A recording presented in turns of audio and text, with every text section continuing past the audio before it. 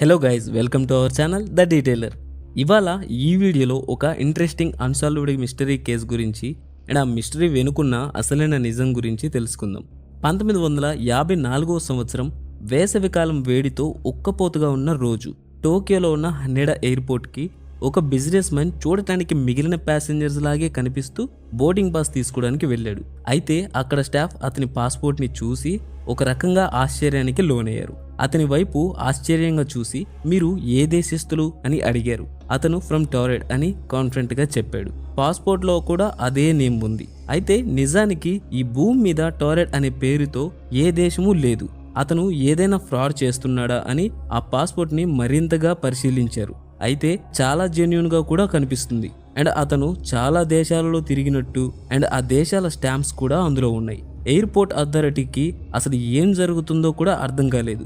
And అతను మాత్రం చాలా కాన్ఫిడెంట్గా వెల్ బిహేవియర్తో ఉన్నాడు. సరే అని అతన్ని పక్కకి తీసుకెళ్లారు.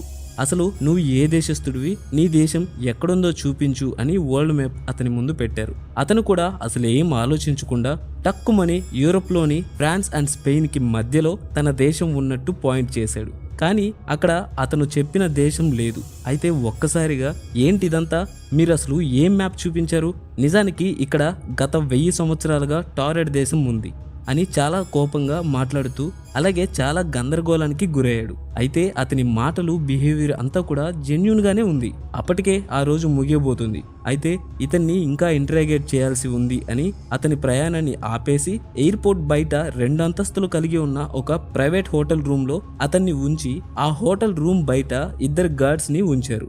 అయితే మరుసటి రోజు వెళ్ళి చూస్తే ఆశ్చర్యంగా అతను ఆ రూమ్లో లేడు. ఆ రూమ్ చివరిగా ఉండటం వల్ల ఈవెన్ ఆ రూమ్కి విండో లేదు అండ్ ఎలాంటి అటాచ్మెంట్ డోర్స్ కూడా లేవు. అసలు అక్కడ నుండి తప్పించుకోవడానికి కూడా ఎలాంటి మార్గం లేదు. అయినా సరే అతను రాత్రికి రాత్రే మాయమైపోయాడు.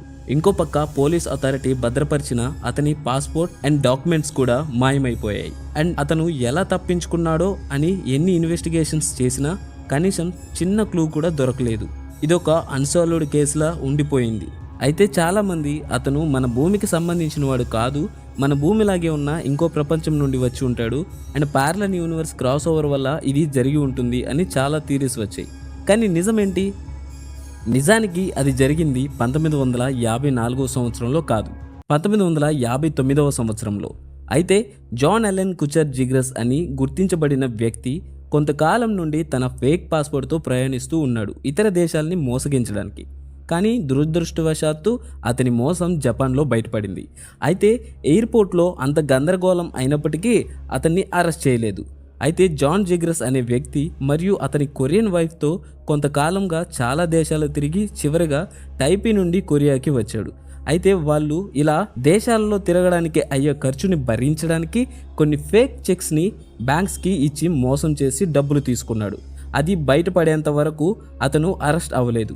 అండ్ టోక్యో ఎయిర్పోర్ట్లో ఆ ఫ్రాడ్స్ అన్నీ బయటపడి అతన్ని అదుపులోకి తీసుకున్నారు. అయితే టోక్యో జడ్జ్ అతనికి 1 సంవత్సరం జైలు శిక్ష విధించాడు. అయితే అతని పరిస్థితి మరింత దారుణంగా మారడంతో అతను అందరికీ నేను చావబోతున్నాను అని చెప్పి అతని నోటిలో దాచిపెట్టుకుని ఉన్న ఒక గాజు ముక్కతో తన చేతిని కోసుకున్నాడు. అండ్ అతన్ని దగ్గరలో ఉన్న హాస్పిటల్కి తరలించారు. అయినప్పటికీ లాభం లేకుండా పోయింది. అతని కాలం ఇక్కడితో ముగిసింది. అయితే ఇందులో ఒక మిస్టరీ మాత్రం మిగిలిపోయి ఉంది. అతను నిజానికి అసలు ఏ దేశస్థుడు, అతను ఎక్కడి నుండి వచ్చాడు అని అండ్ అతని భార్య కూడా సౌత్ కొరియాకి వెళ్ళిపోయింది అని ఒక సమాచారం. కానీ నిజానికి ఆమె ఆచూకీ కూడా తెలియకుండా పోయింది.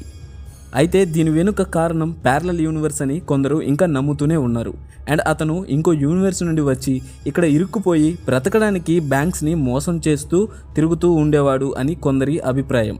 అండ్ అతను చనిపోయేప్పుడు అందరికీ చెప్పి చనిపోవడం ఇంకా ఆశ్చర్యం కలిగిస్తుంది అని ఒక ప్రముఖ ఆర్టికల్లో రాయబడి ఉంది. జస్ట్ ఈ మిస్టరీ వెనుక ఉన్న రియల్ స్టోరీని ఎక్స్ప్లెయిన్ చేశా. అండ్ ఈ వీడియో మీకు నచ్చింది అనుకుంటున్నా. Thank you guys. సెలవు.